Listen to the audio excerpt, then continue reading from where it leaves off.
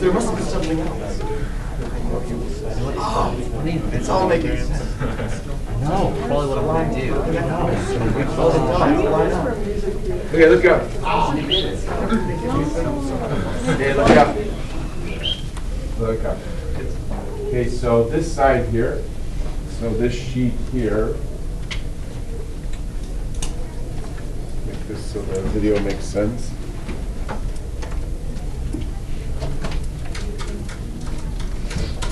There we go.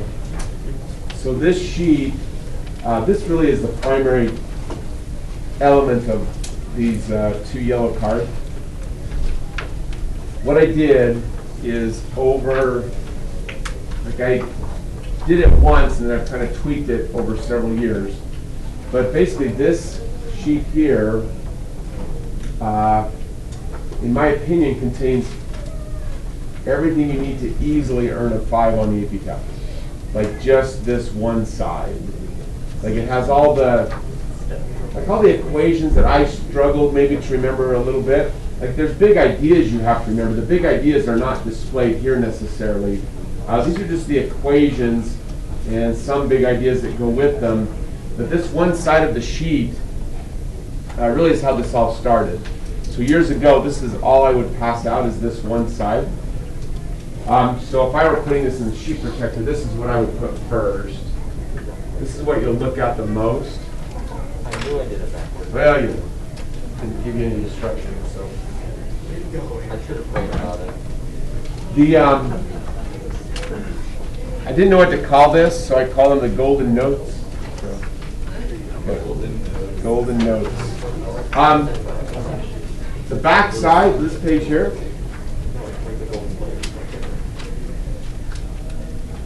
This side. This was created a few years after the other side. What I noticed was, as we started, when you're working FRQs, it had become somewhat common to feel a little bit frustrated as to what do I need to write when they say justify your answer or give a reason. So this backside is almost all filled with that kind of an idea. Just phrasing that I found on the AP test that is sufficient to indicate that sort of a thing. And then I had some extra space, so I threw in a few other kind of big ideas. So again, front side is the most information. Back side is kind of a supplement to it. And then last year, because of COVID, they actually allowed notes during the test. Not the case this year. So I created another sheet. So last year they allowed notes.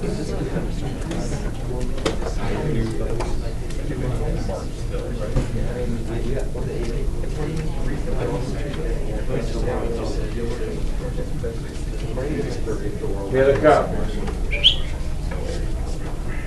Yeah, this is the front side of the next sheet.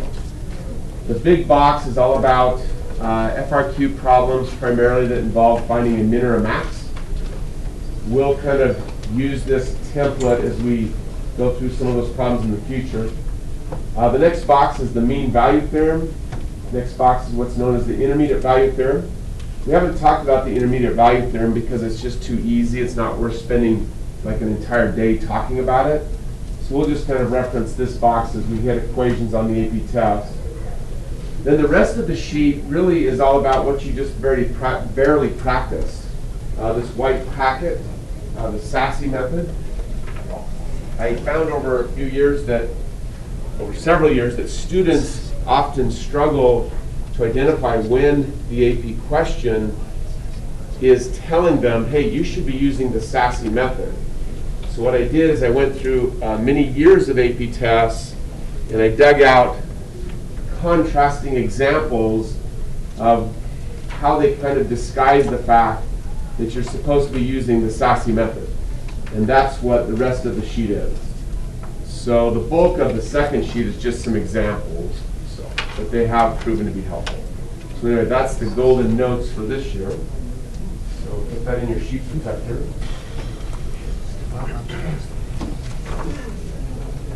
Okay, next thing. Isn't that great?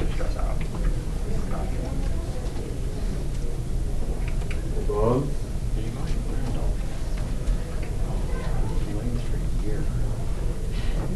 Okay, look at me. Okay, term 3 is over as far as your grade is concerned. So I've already sent out the text asking you to enter your tickets, your extra credit for term 3. Nothing else will go on term 3.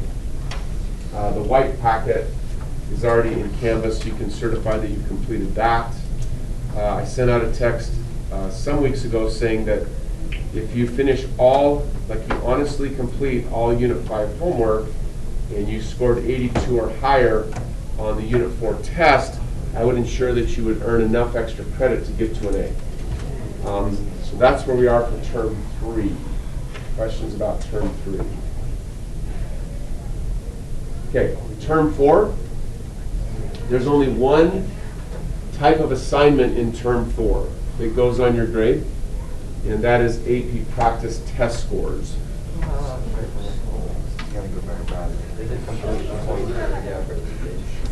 Look out. Look. So here's how the test scores will determine your grade for term 4.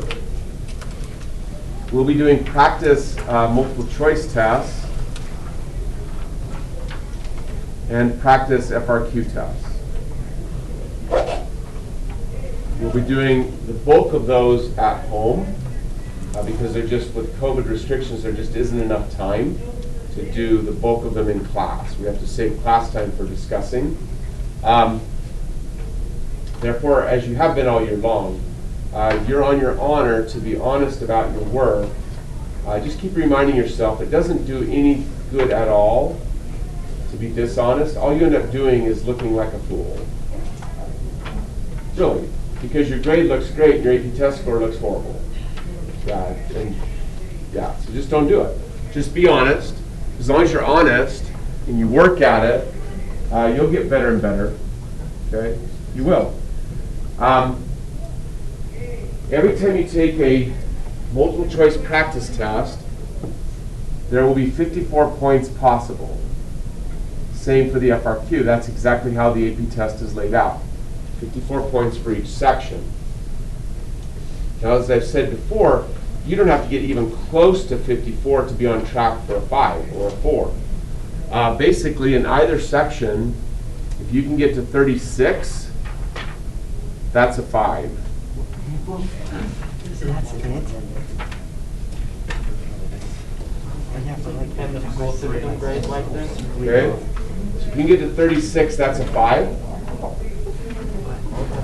So the way your grade will work is I will configure the grade book so that if you take a practice test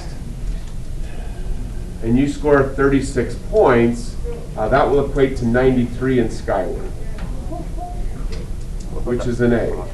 And then you just count down, so the grading is really simple.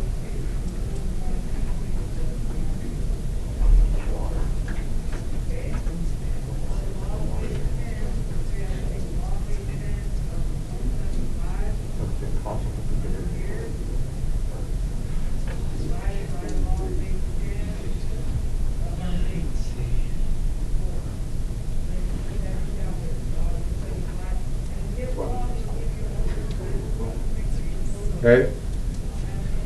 So if you understand the idea, it's really simple. Please. Is that for each section or is that in total? So this would be like, you'll take a practice multiple choice test. There will be 54 points possible, but because a 36 equates to a 5, and a 30 points would equate to a 4 on that section alone. Like basically this method assumes that you're going to score equally on both sections. You won't necessarily do that, but it works really well for practicing. So does that answer your question? Okay. So anyway, this is your AP practice score. This is what goes into Skyward. Okay, please. If you score higher than 36, like does it just keep on going up by Yep. the same increment? If we get 54, Like you can get extra credit? Yeah, so you can get like 100 and, I don't know, If you do it well, if you get 100%, that's well, then you just like orange juice them. The whole goal here is to be ready for the AP test. So if you are honestly scoring in the high 5 range on your practice test, then of course you get an A. Yeah. Question? Can I have $1? You have $1? I don't have any change. I'll double what he's paying you. I'm not sure I get the joke. No, I just wanted $1. Oh, there is no joke. It's a genuine request. It's called begging. Okay. Every teacher's like getting questions and the class just goes silent, so I come up with a question. That's clever. I would pay you a ticket when we're done with tickets, so. I've got no purpose lessons. Yeah, look up. She's a football game that was 10 years ago. Okay. We will have extra credit in term 4. It just won't be in the form of tickets, and I'll explain that later. So you can keep track of your tally marks still for term 4 because there will be extra credit still. So Andrew can mark down 3 for a clever joke.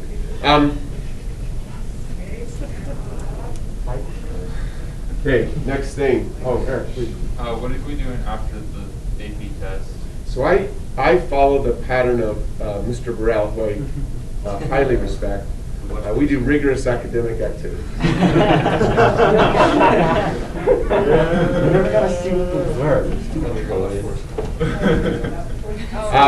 We don't watch movies because that would be a waste of time. We have had some shared cinematic experiences in the past. So. Don't watch movies. Shared cinema, that's very rigorous academic movies. Now there's a couple of cinematic experiences that really fit well with like calculus in a way that you would not expect them to fit. I promise. I've never disappointed. People have raved about the choices for the cinematic experiences. All right, look. Okay, next element of this process, you will take a practice test, multiple choice or FRQ, one or the other. You'll get a score like I'm showing you here on the board. That goes into Skyward. Then you have to do something to try, to make sure you're going to improve before the next practice test. That means you've got to be an active participant in class discussions to help you improve. You've got to spend time at home improving your memory, because you can't use this. Okay, this is just so you know what you need to memorize. You can spend time after school working on getting better as well. Because you're working to get better, you're honestly working to get better, when you take the next practice test, the idea is that your score goes up by at least 1 point. Like, it's not a huge goal, it's just like little by little. Because we'll take, if you combine the multiple choice and the FRQs, we'll end up taking on the order of about, I don't know, somewhere between 8 and 12 practice tests. Okay? If your score went up by 12 over like 1 point per test, you would be going from a 3 all the way to a 5. Okay? So you don't have to improve a lot. You just have to improve. So the way the grading will work is I'll put this will go into the grade book, then you take another practice test. Listen close. If on your next practice test your score is the same or lower, then they both remain and they average together to compute your term grade. If, however, the next practice test you take is 1 point higher, then the previous test is no longer counted. So you set a new benchmark. So the last test is going to be the only thing that's under grade. Ideally, hey, listen, make sure you don't take the high-risk path. It's not wise. I'm not saying. Oh, no, I knew that. Apologies. Sorry. I'm not taking any of that. Yeah, no, Andrew's got it. You would not want to take the high-risk path, but he's correct. ideally what happens is every single test you just keep improving by a point or two, and the only test that counts is the very last one. Which to me, that's the whole idea, right? I don't care how you score on the first practice test at all.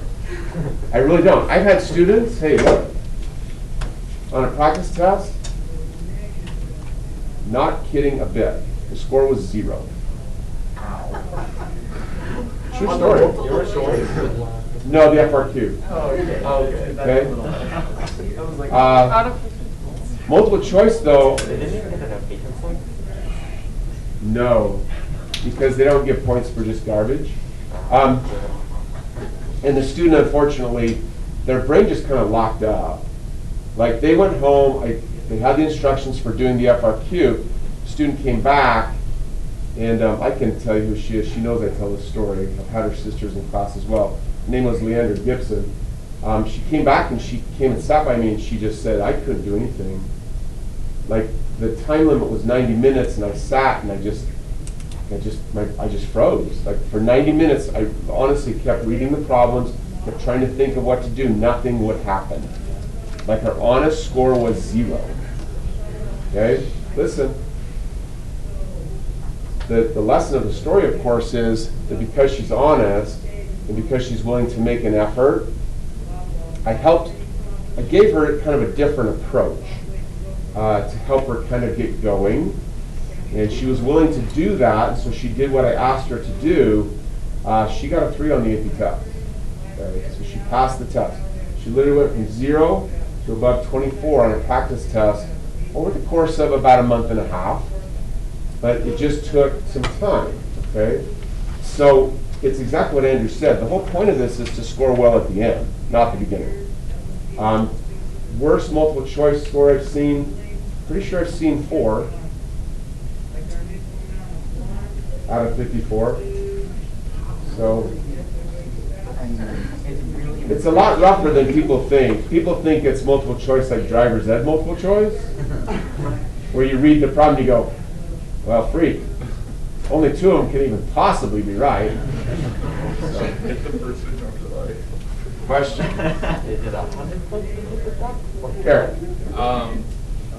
So on like the final, like the only 2 things that really go on the grade is the multiple choice and FRQ tests, like the practice tests, or like at the end of the term, or is it just one thing that goes in the grade? If that makes sense. It all depends on your scoring, but ultimately, if your very last practice test, whether it's multiple choice or FRQ, that's my choice. If that's your highest score, that's the only thing that counts. Well, it's like if you get like a, I don't know, like you get a 20 out of 54 in the multiple choice and like a 30 out of 54, do they both go in your grade? Or Oh, gotcha. We would only count the final, well, it depends on the order. Like say you score 30 here, and then the next one you score 28, but these are both higher than all previous, then these 2 would average together for your final grade. Okay. But if you scored 28 and then 30, and this was higher than all previous, then only this counts in your final grade. Does that answer your question? I'm just wondering if like you're taking it separately, so like the multiple choice and the FRQ are 2 different things. Like Yeah, I'm basically treating them as their own practice test, even though in reality it would be not. Okay. Yeah, I'm only doing that because as far as gauging your success on the real AP test, it's better to combine them. But for management of this process, that gets a little confusing. If your second test is higher than your first, but then your third one is higher than that average, what happens? So what we do is this. Like let's say your first score is not so good, 10. Your next score is 12, and you start making some good improvement. And it's actually very common to dip back down a little bit because the test will vary in difficulty. And it also just varies in how it, I don't know, like it just tests different elements of your understanding. So you might dip back down against something like this. In this case, only these 2 would count. Because each of these tests, you'd be like, oh, I get to drop that one, I get to drop that one, I get to drop that one. Oh, I went back down, yeah, I can't drop that one. Until a score, so if this came back to like 14, you gotta wait till you get back up above this before these drop. It wouldn't drop to 13? No. Does that make sense? like you've already set you've already set this benchmark. That's your high. So after you set that benchmark, you drop back down, you gotta get back above there. Does that make sense? Yeah. So the whole idea is to help you improve, so. Carl. So by some fluke, someone took it and got like a 50 through the first test, like just came out and like overperformed, and then they only were able to like go down. But like they were like going down to like 51 and then 50 and then back up to 51 and they're hanging like right there. Wouldn't matter. Okay, well, Yeah, I get you. No, we just average them all. You just average them Sure, all. because they're scoring like a 7. So. Who cares? Now, Would you like us to do these times? say again. Would you like us to do these times? I'll explain that in a moment. Everything that you cheated. Hey, look up. Look up. Other questions? Is everybody clear on how the grades work for term 4? Okay. There will be extra credit opportunities available. I'll explain that kind of as we go. So you'll keep track of tally marks still. So, okay, where we're going to start with all this is this test I gave you is the 2003 AP test. Okay? I'm not allowed to give out the more recent tests. You can't have copies of them. So we'll save those for, I'll explain later how we use those. But this one I can let you take home because it's so old. So there are 2 parts to it. There is the non-calculator section and the calculator section. Okay, you need to memorize, it won't take you very long. You need to memorize the format. You need to get used to it so that when you take the actual test, it's not a surprise. This test, being so old, has a slightly different format. There are questions 1 through 28, multiple choice, no calculator. And they give you 55 minutes to work on those 28 questions. Okay, don't do this. Don't think, oh, that means I have on average about 2 minutes per question. You don't want to think that way. Because the goal of the AP test is not to do every question. If you're trying to get every question answered, you're taking the wrong approach. You only need to get 36 points. Okay? The multiple choice section has a total of 45 questions. Each question is valued at 1 point. I said it wrong the other day. It's 1.2 points. Therefore, it's a total of 54 points. That means to get a 5, you typically only need to answer 30. To get a 4, you only have to get 25 right. And you're not trying to get them all. So you don't look at this time and say, oh, I got to get 2 minutes per question. No, that's not how you're going to work. What you're going to do is you're going to read a question. If your brain says, oh yeah, when you get started, you just keep going. If your brain freezes up, you just go to the next question. But it's still not a bad idea. Like, you shouldn't just look at a question and say, I don't want to do this, and skip it and then move on. Because if you get a question wrong, and say you hit that, you only did 25 questions and got one of them wrong, is that... Oh, I get your point. I just know, like, my strategy is going to be this. I'm going to take the test. I'm going to read the first question. If as I'm reading, my brain says, I know the first thing to do, I'm going to write that down. And if that first step leads to a second, a third, and a fourth, pretty soon I finish the problem, I go to the next one. If I sit there, honestly, and it's like 10 seconds, 20 seconds, nothing is coming to mind. Like, I'm frozen. I'm immediately going to the next question. Because I've got to find all of the easy questions first. And they're not in order. They're just scattered amongst the questions. So I'm going to find the easy ones. Once I've done that, then I go back. And I say, oh yeah, this one. And hey, the only way you're going to know this is by practicing. That's why we spend all of March, all of April practicing. Okay? Like, you have to take the AP test a lot. So you get a really good sense of, hey, what's easy, what's medium, what's hard. And then you get pretty good at, you don't have to really worry about your time.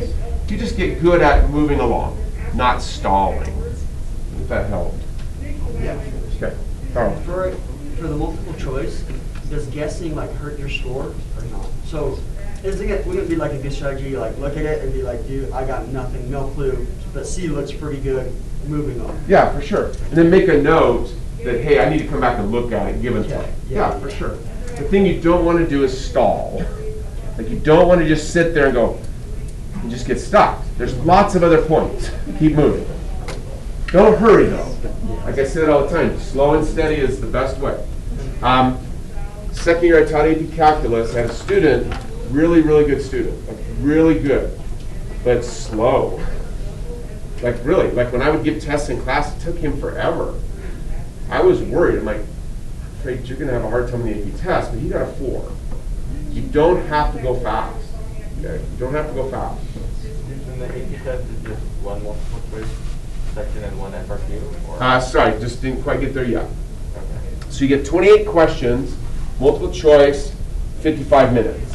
Now, the format has slightly changed, so that's what you have on this packet here. The test you will take on May 4th, there will be 30 questions in the first section, no calculator, and you get 60 minutes. The symmetry is a little better, so it's kind of actually easier to remember the new format. Okay, really is 2 minutes on average. Oh my gosh, why are we practicing this? It's not even close.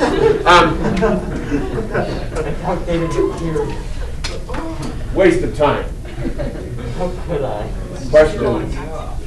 Everybody understand? Okay. Then what happens is they'll do the whole thing where you like seal the booklet, put it away, and then they give you another booklet. It's still multiple choice. The questions will be numbered 76 through 92. That's 17 questions. This one you can use your calculator, although in reality, only about 2/3 of the questions require a calculator. The other third still don't require a calculator. And you get 50 minutes. Then on the new format, so that's the green packet you have in front of you. Then on the new format, they're numbered 76 to 90. Funny.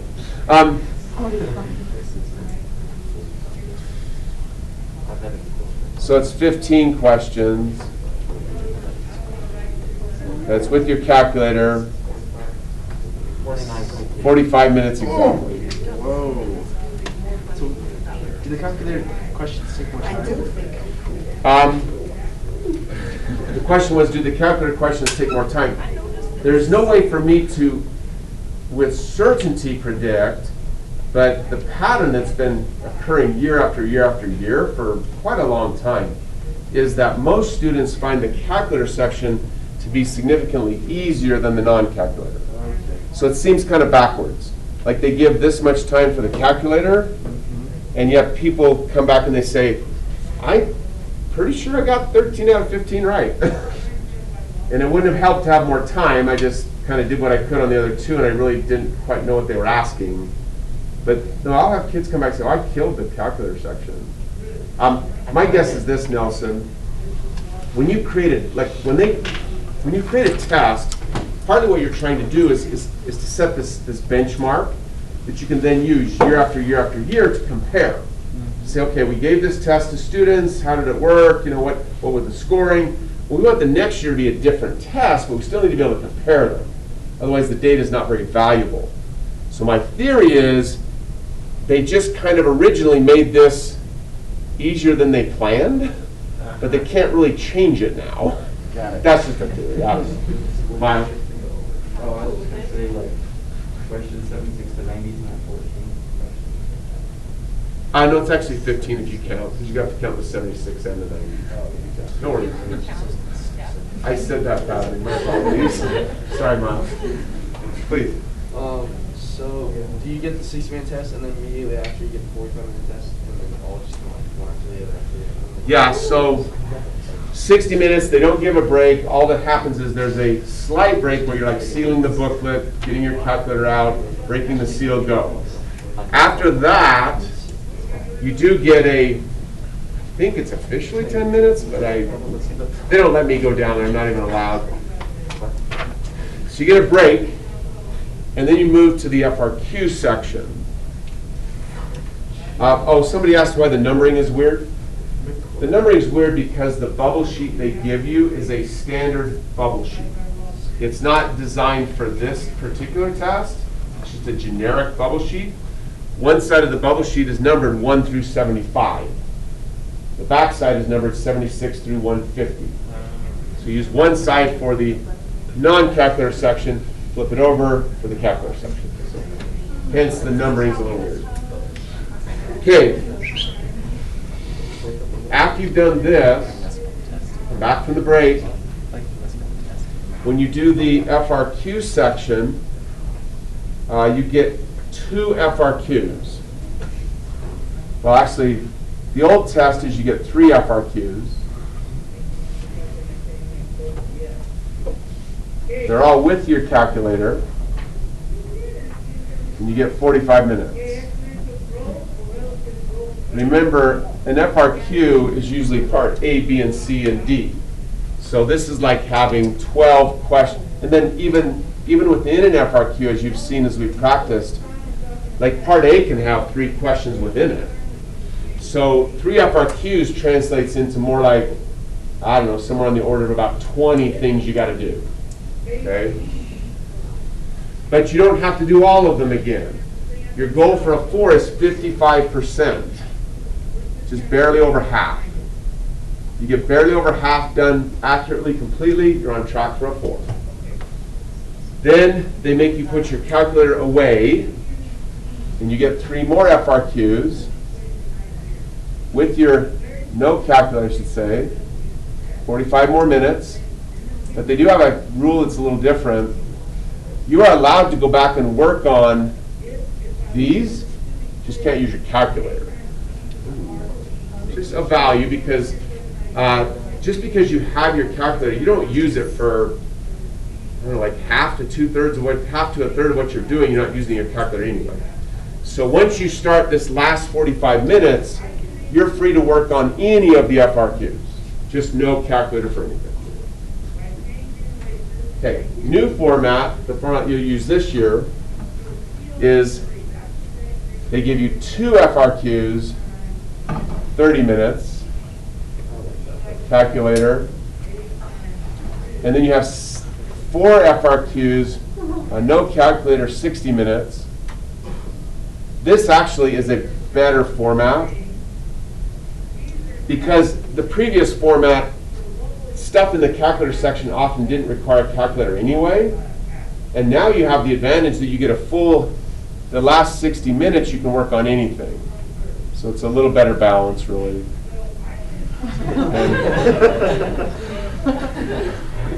And draw over and over again. Questions?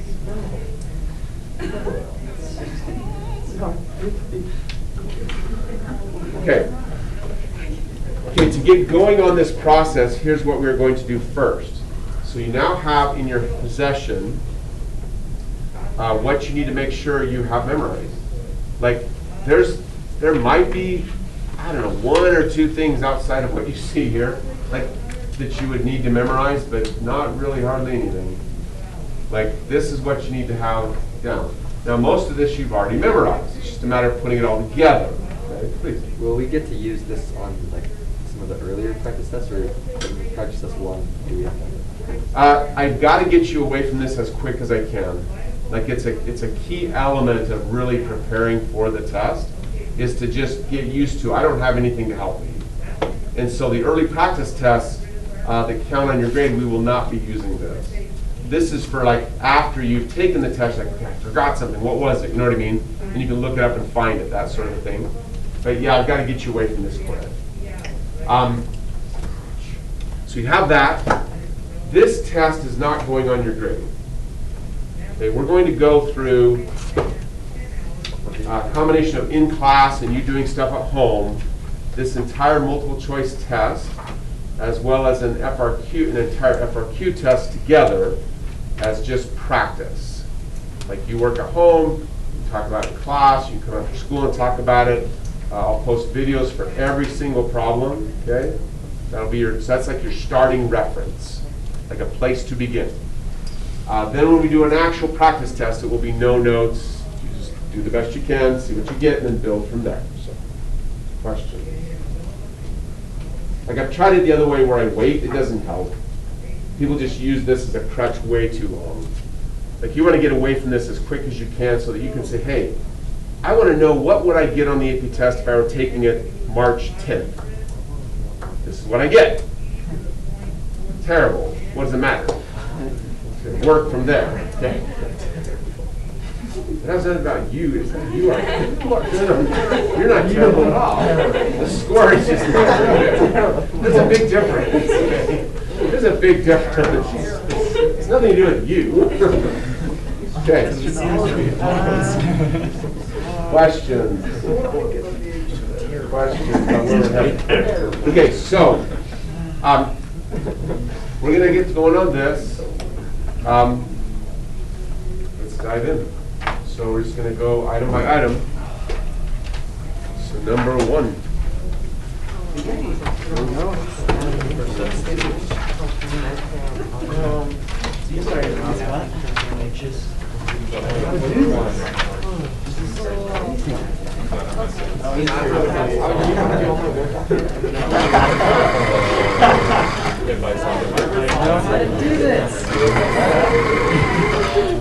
Okay, look out. Oh yeah, look. Do you have to use pencils? No. For the bubble sheet, yes. Yeah. For your work, no, you can use a pen. Hey, look out. Okay, what we want to do, look at me. Okay, the only way to get, the calculus is no different than, name anything. Sport, some sort of sport, basketball, track, soccer, lacrosse, name any sort of musical ability, piano, violin, cello, whatever, okay? Look, no one gets better by watching. Like if you got better at playing music by like listening to music, we'd all be like amazing. It doesn't happen, you've got to do it. Okay, look, calculus is the same thing. You cannot get better by watching me do calculus. Okay? Otherwise, no one would have been in class all year long. You would have just sat home and on the couch and chips and watched videos. Okay. So, hey, so you've got to do calculus to get better at calculus. But we only have so much time together in class or even after school. Class primarily. So we're not going to spend a lot of time in class actually doing the work. What we're going to do is we're going to work together to make sure your brain is on the right track, then you go home and practice. Does that make sense? So just don't do anything, just look at the problem and like show me your vote. This means I am, let's do 3. So this means I am absolutely confident I can do that. This means pretty sure. This is like, I don't know what I'm supposed to do. Show me.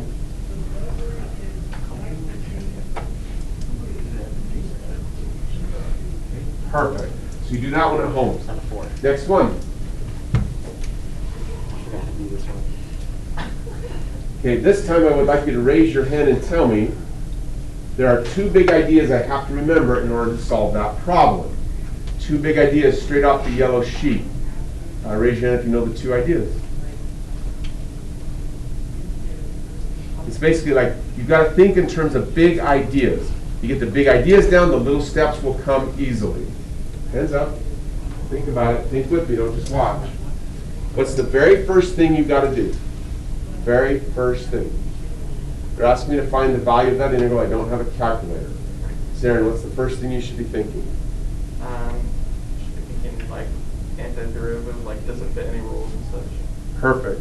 Your first big idea has to be, I've got to find this antiderivative.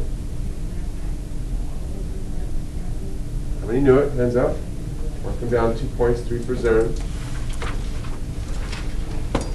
Once you find the antiderivative, hands up, what do you do next? Hands up, come on. Once you have the antiderivative, what comes next?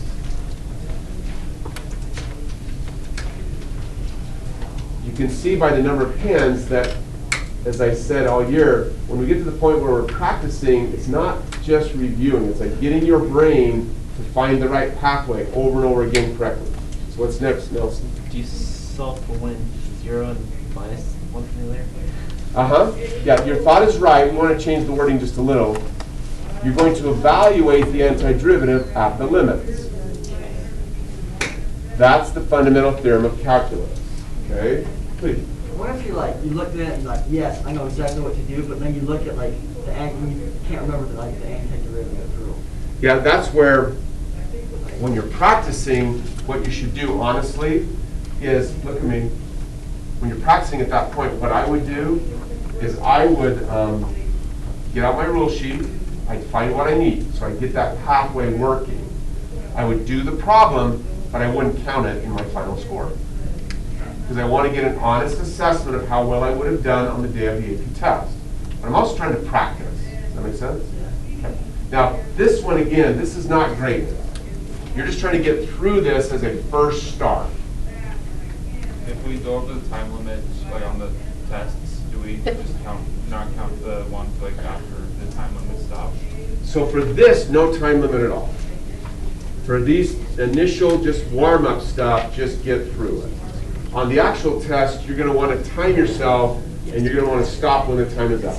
So maybe what you would do on a problem like, I just can't remember, just make a note, you're going to come back and do it later, but just keep going. Does that make sense? So if like on the later tests in the term, it's like you only do like 2 problems. That's all you get through. Do you just not do any of the problems? You only count those 2 for your score. You should keep working on the others because you're trying to get better for the next practice test. Okay. Does that make sense? Yeah. Okay. Anything else? Awesome. Okay, fundamental theorem. If you look on the sheet, the fundamental theorem is right here. In case you need to find it.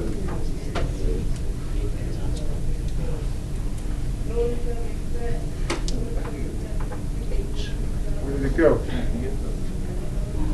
Hold on. It's right here. Fundamental theorem, right? The sheet is reasonably well organized. It's not random. Here's the fundamental theorem. All the antiderivative rules are in the upper right. All the derivative rules are on the left column. Okay. Back to the test. Next one.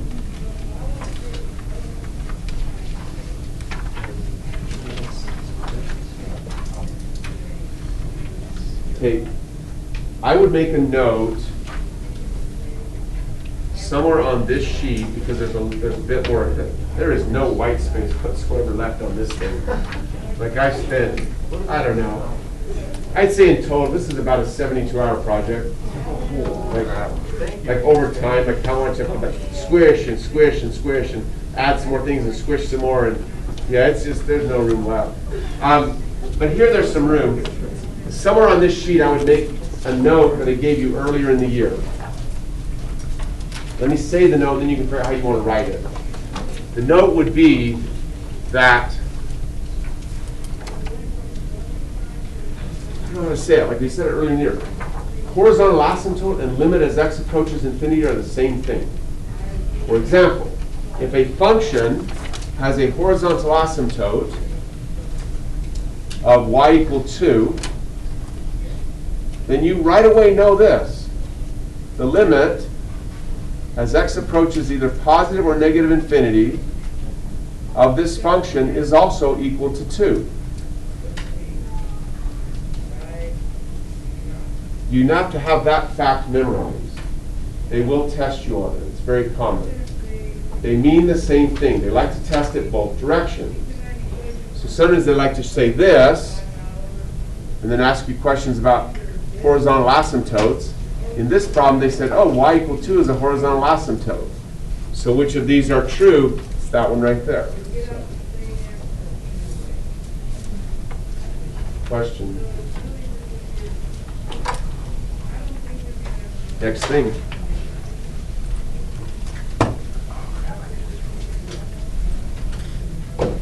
Show me your vote. 2, 1, 0. Confidence level for number 4. Show me your vote. 2, 1, 0. 2 means I've got it. 1 means pretty sure. 0 means I don't know what they're even asking. It's just a derivative. Yep, quotient rule. Okay, do that one at home.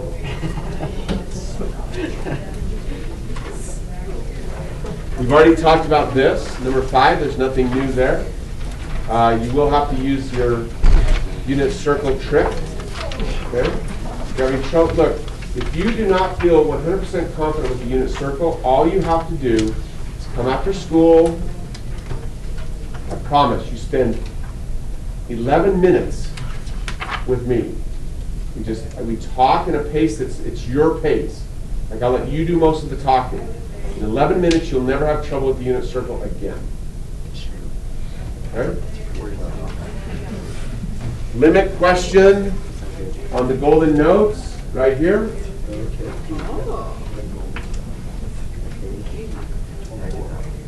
There's what I call the limit flashcard. That's what you follow. We've been doing it all year. Check with the limits approaching infinity, on and on and on. So, do that one at home. 7. 7 is Danica's chart. I'll let you do that one at home. Danica's chart's right in the middle of the page.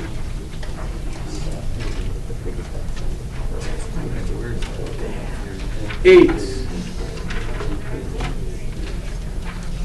Raise your hand if you know the big idea you're going to start with to solve number 8. Hands up. Who can look at it and go, yep, I got it. This is what I got to do. Because this is what you're trying to get. This is the feeling you're looking for on the actual AP test is, you turn the page, you see this, your brain goes, oh, I know the first thing to do, and then you start. It's only when your brain says, I don't even know where to start, that you kind of slow down. Once you slow down, if you're still frozen, move on to something else. Jonathan? Find the antiderivative. Antiderivative, how many knew it? 2 points. And then right away, what's the second thought got to be? Hands up. The second thought have to be in terms of finding antiderivative. Let's go, Lexi. Use substitution. How many knew it? 2 points, 3 for Lexi. Questions? Do that one at home. Again, I'm going to get videos posted on Canvas for every single problem. Use them if necessary, but as I keep saying, you only get better by doing. So that one's pretty straightforward. Find the derivative, plug in 0. Next one.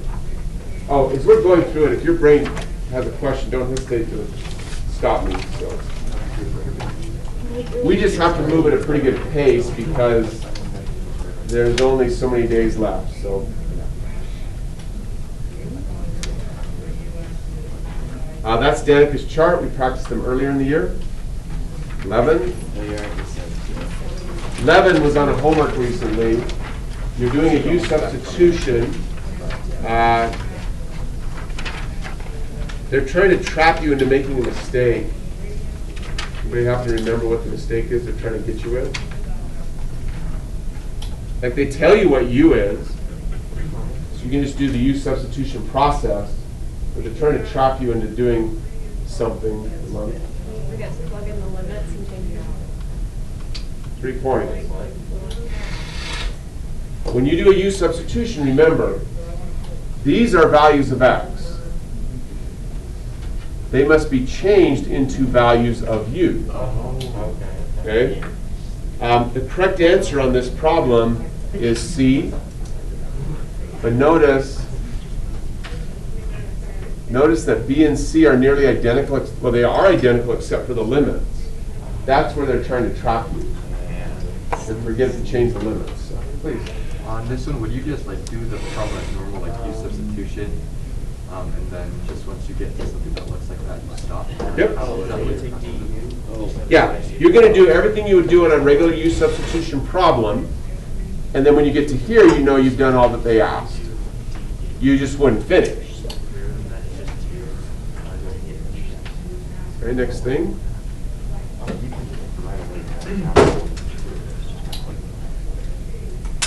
Okay, number 12 is, we talk about this all the time. Number 12 is a test of your ability to understand the language and the symbols. Okay? I'm going to let you try to do it at home. You can use the video if you need. That's all they're testing on. There's no, it's like many questions on the AP test. There's no computation. It's like read the problem and make sure you understand what they're saying. And then you can find the correct answer. Something that you studied years ago that you may have forgotten. When they say directly proportional, directly proportional means two things are essentially equal. Like, sorry, I'm an electrical engineer.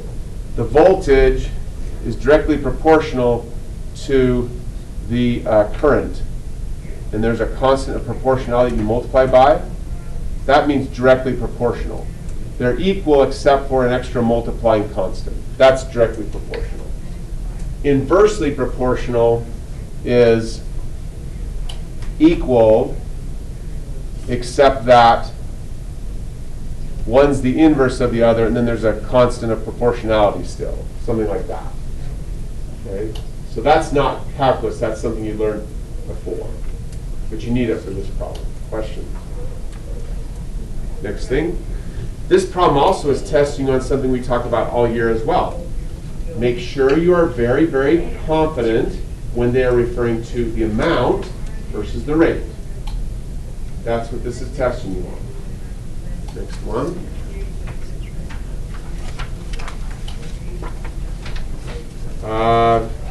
There are notes on the golden notes that remind you what it means to be continuous and what it means to be differentiable. Those are right here, towards the bottom if you need them. Right here, continuous and differentiable. Okay. Keep going. 14. This is Unit 3. Test you took just before Christmas. Okay. Go practice that at home.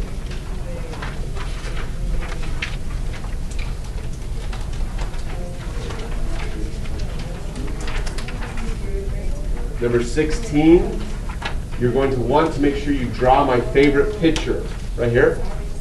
Every single time on the AP test, when they talk about a line tangent, if you'll draw this picture and label it properly, you'll honestly, about 95% of the time, be fine. It's only when you try to manage what they're saying without the picture that you have trouble. So that's 16. You've actually seen all of these problems before. They showed up as homework throughout the year.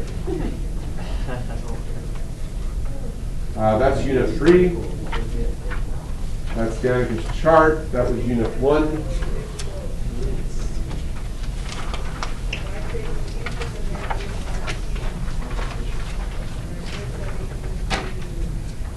And 19 is an interesting question. I'll let you try that one.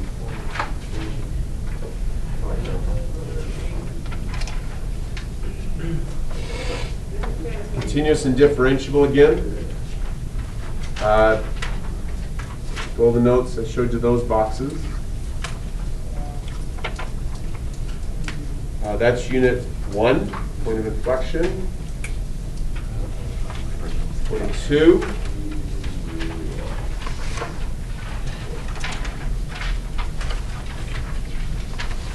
Okay, this is a really good example of keeping track of amount versus rate.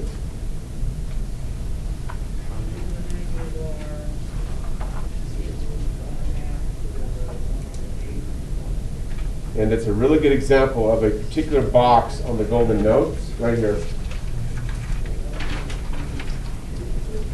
This box showed up recently when we were going through the white packet. Right here. Come on. This box here. It says, when you're given a rate, so look at the problem on the test. We're given a rate. We have a graph of f prime. Go back to the golden notes. When you're given a rate in a formula graph or table, so in this example they gave us the rate as a graph, and you're asked to find an amount. Look at the problem again. We are given a rate right here. We're asked to find an amount, f of 1. That box on the golden notes then says your first choice should be the fundamental theorem. So then your brain goes, okay, fundamental theorem. The integral from, let's see, 0 to 1 of f prime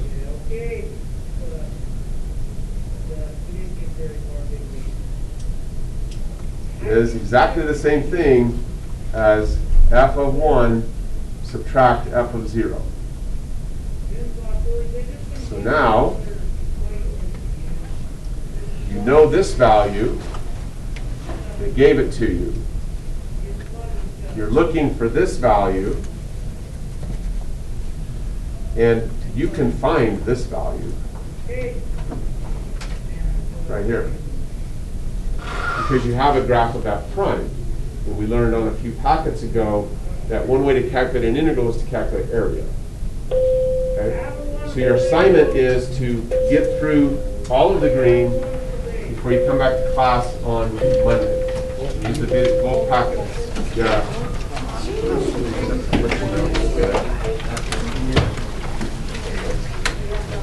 There will be videos to help if you need them. So work.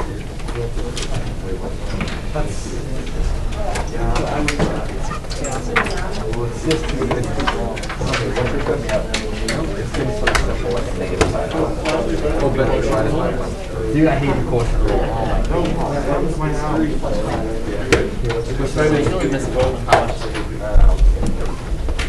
There'll be videos to help with any questions.